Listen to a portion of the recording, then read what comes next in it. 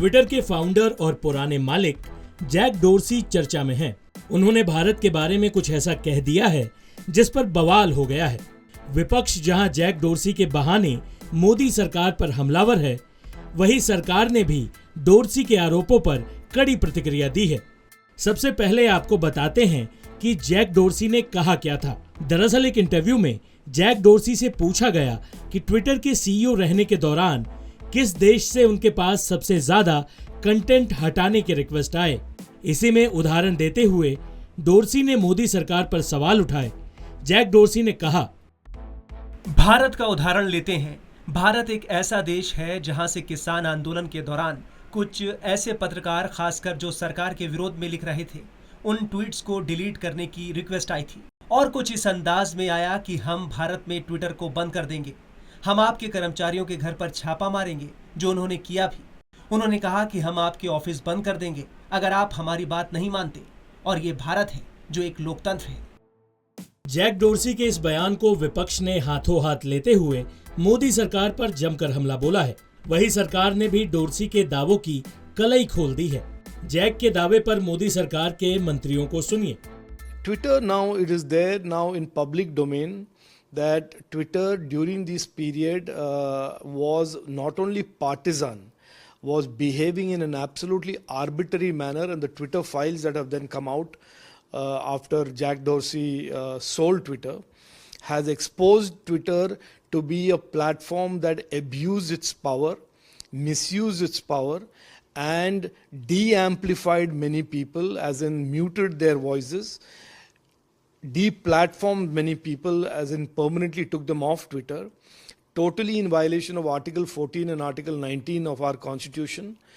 And they did this in India, they did this in the US, and this information is now available in the public domain for everybody to read and see. वर्षों की नींद के बाद जागे Jack dorsi अपने काले कारनामों पर पर्दा डालना चाहते हैं। जब ट्विटर को खरीदा भी गया दूसरे व्यक्ति के द्वारा, तब ट्विटर फाइल्स में खुलासा हुआ कि किस तरह से इस प्लेटफॉर्म का दुरुपयोग किया जाता था, पक्षपात किया जाता था और छेड़खानी की जाती थी। और ये मैं नहीं कहता, ये ट्विटर फाइल्स में आया है। उस पर जैक डोर्सी आज तक कोई जवाब नहीं दे पाए क्योंकि उनका चेहरा बेनकाब हुआ। आर्टिकल 14-19 का उल्लंघन ना हो उस दिशा में। और दूसरा, राजीव चंद्रशेखर जी जो हमारे minister of state for information technology हैं, उन्होंने अपना बहुत विस्तृत इस पे जवाब दिया है, जो अपने आप में देश के सामने पूरी जानकारी रखता है और सच्चाई सामने लाता है और दिखाता है कि कैसे जैक डोर्सी ने झूठ बोला है और केवल राजनीति करने का प्रयास किया है।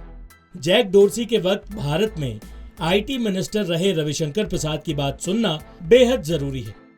जो महिलाओं की गलत तस्वीरें पर ट्वीट करते थे, कार्रवाई करने से इनकार करते थे, और ये ट्विटर के लोग वही थे जो अमेरिकन कांग्रेस में पेश होंगे, ब्रिटिश संसद में पेश होंगे, लेकिन भारत की संसदीय कमेटी में नहीं पेश होंगे। तो ये ना भारत का संविधान उस समय मानते थे, ना भारत का कानून मानते थे। और सबसे बड़ी बात है कि हम लोगों ने कहा था कि आप अपने अकाउंट को वेरीफाई करिए। कई बार अनवेरीफाइड अकाउंट से पाकिस्तान से ट्वीट होता था जो आतंकवादियों के समर्थन में होता था। तो ये सब काम नहीं किया, और ट्विटर में जैक डोर्सी ने क्या किया, अब सब चीजें सामने आ रही हैं। एक बात साफ है, भारत में सारे सोशल मीडिया का पूरा सम्मान है। भारत एक लोकतंत्र है, लेकिन भारत का संविधान, भारत का कानून मानना पड़ेगा। आप आईटी मिनिस्टर थे, क्या वाकई धमकी दी गई थी, ऐसी कोई बात? मैंने पहले कहा गलत है, बिल्कुल साफ साफ कहा गया था। मैं आपसे एक बात मैं फिर कहूं, अगर लाल किले पर तिरंगा का अपमान किया गया जो सच्चाई है, तो उसके बारे में अगर आपत्ति की गई, इसे आप मत आगे बढ़ाइए, तो गलत क्या है? उन्होंने कहा ये फ्रीडम ऑफ एक्सप्रेशन है, बाद में माने हम लोग की बात। अगर महिलाओं के साथ अत्याचार हो रहा था, उनको ट्विटर पर उनकी आपत्तिजनक सामग्री परोसी जा रही थी, उस पर उनकी सुनवाई नहीं हो रही थी, तो उन्होंने कहा आपको सुनवाई करना पड़ेगा, नियम बनाया, उसको फॉलो नहीं किया उन्होंने, बाद में किया।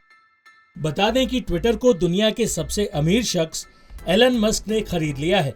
वही जैक डोर्सी, जो अब अभिव्यक्ति की आजादी के पहरुए बन रहे हैं, उनका दामन भी पाक साफ नहीं है। अमेरिकी राष्ट्रपति चुनाव के दौरान ट्विटर पर भेदभाव का आरोप लगा था। तत्कालीन राष्ट्रपति डोनाल्ड ट्रंप तो इतना गुस्सा हुए कि उन्होंने ट्विटर ही छोड़ दिया। ऐसे में कई लोग डोर्सी की पुरानी तस्वीरें ट्वीट कर रहे हैं जिसमें वो ब्राह्मण विरोधी पोस्टर लिए हुए हैं। वहीं राहुल गांधी के साथ उनकी तस्वीर भी ट्वीट की जा रही है। बहरहाल एक तरफ जहां अमेरिका पलक पावड़े बिछाकर पीएम मोदी के स्वागत के लिए तैयार है, वहीं दूसरी ओर ट्विटर के पूर्व मालिक के बयान पर भारत में बवाल जारी है। टाइम्स नाउ नव भारत डिजिटल की रिपोर्ट।